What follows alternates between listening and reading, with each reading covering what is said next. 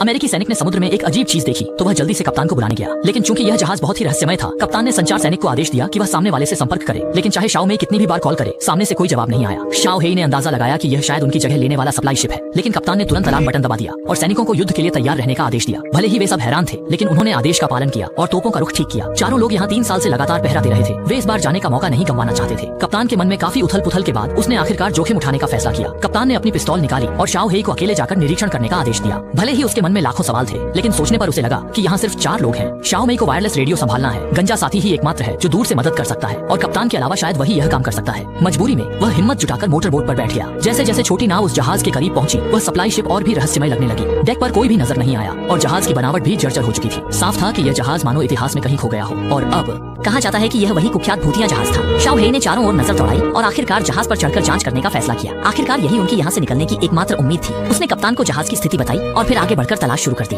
अचानक walkie talkie में अजीब सी आवाजें आने लगी। किसी भी तरह की आवाज से बचने के लिए शाओ हेई ने तुरंत वॉकी टॉकी बंद कर दी। वह घबराया हुआ धीरे धीरे आगे बढ़ता गया, लेकिन जैसे ही वह कंट्रोल रूम में पहुंचा, वहाँ का नजारा देखकर वह दंग रह गया। वहाँ की चीजें बिखरी पड़ी थी, वायरलेस डिवाइस भी खराब हो चुका था और सबसे अजीब बात यह थी कि कपों पर मोटी मोटी मकड़ी के जाले लगे हुए थे, जिससे साफ था कि वहाँ बहुत समय से कोई नहीं रहा था। इसके बाद उसने धीरे धीरे पूरे जहाज के केबिन की तलाशी शुरू की, लेकिन फिर भी कोई सुराग नहीं मिला। जहाज पर रखी सप्लाई बहुत ही व्यवस्थित ढंग से रखी हुई थी। इसके बाद उसने हिम्मत जुटाकर एक कमरे का दरवाजा जोर से खोला और फिर जमीन पर सैनिकों के 4 उपकरण मिले। ये वही टीम के साथी थे जिन्होंने उनकी जगह ली थी, पर अब वे कहाँ गए? जहाज पर अजीबोगरीब चीजें और भी अजीब होती जा रही थी और डेक पर मौजूद 3 टीम के साथी अभी भी अनजान थे। कप्तान इंटरकॉम का इस्तेमाल करता रहा और जियाओ हेई को फोन किया, पर कोई जवाब नहीं मिला। उसने सोचा जियाओ हेई किसी विकट स्थिति में फंस गया है। कप्तान अनिच्छा से कमांड रूम में गया। हथियारों को दुश्मन के हाथों में पड़ने से बचाने के लिए उसने जियाओ मेई से लॉन्च की चाबी सौंपने को कहा। चूंकि मालवाहक जहाज तोपखाने बाहर था, उसे परमाणु हथियारों से नष्ट करना जरूरी था, पर आदेश को सक्रिय करने के लिए 2 चाबियों की जरूरत थी। जियाओ मेई उसके दृष्टिकोण से असहमत था, पर सैन्य आदेशों का सामना करते हुए वह अंततः अपने साथियों की बात मानने का विकल्प चुन सकता था। जैसे ही कप्तान ने दोनों चाबियां डाली, लॉन्च की चाबी कंप्यूटर पर तुरंत दिखाई दी। जैसे ही उसने पासवर्ड डाला और हमले की तैयारी की, जियाओ हेई अचानक बाहर आ गया। उसने जल्दी से कप्तान को अवगत कराया। अपने साथियों की प्रतिक्रिया सुनने के बाद बाकी लोगों को राहत मिली। कप्तान के निर्देश के बाद जियाओ हेई ने आपूर्ति जहाज को वापस प्लेटफॉर्म पर खींच लिया, पर कप्तान ने दोनों चाबियां ले ली। जियाओ मेई उन्हें वापस लेना चाहता था, पर उसे बताया गया कि आपूर्ति जहाज को जांच के बाद ही वापस किया जा सकता है। जाहिर है जियाओ मेई इस व्यवस्था से असंतुष्ट था। टीम के सदस्यों ने भूत जहाज का निरीक्षण किया। कप्तान ने नेविगेशन रिकॉर्डर हटा दिया और जहाज का मार्ग रिकॉर्ड करना शुरू कर दिया। जांच शुरू करते ही एक अजीब हैंगशेन नेविगेशन रूट धीरे धीरे खींची जाने लगी। बाकी दोनों खाली नहीं बैठे थे। कई दिनों की लगातार मरम्मत के बाद वे आखिरकार जहाज को चालू करने में सफल हो गए। जियाओ हेई ने कह दिया कि रुकने या जाने का फैसला लोकतांत्रिक वोटिंग से किया जाए, लेकिन कप्तान के दबदबे के सामने बाकी दोनों ने चुप्पी साध ली। जब उन्होंने कप्तान की कमर पर बंदूक देखी तो वे विरोध करने की हिम्मत नहीं जुटा सके।